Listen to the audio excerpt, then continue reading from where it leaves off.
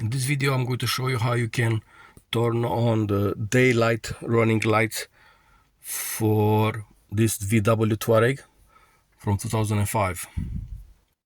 So firstly, just turn on the ignition,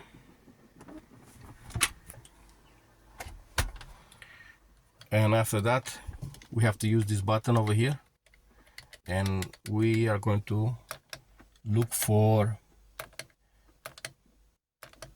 the menu. So over here, setup, and after that push this wheel, this over here, this wheel, and push where the lights are.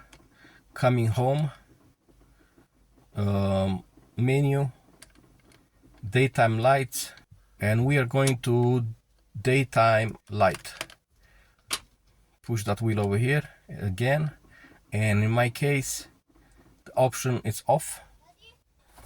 And if you want to turn this on, just push this wheel over here, and now it's on. Thank you for watching, and please subscribe.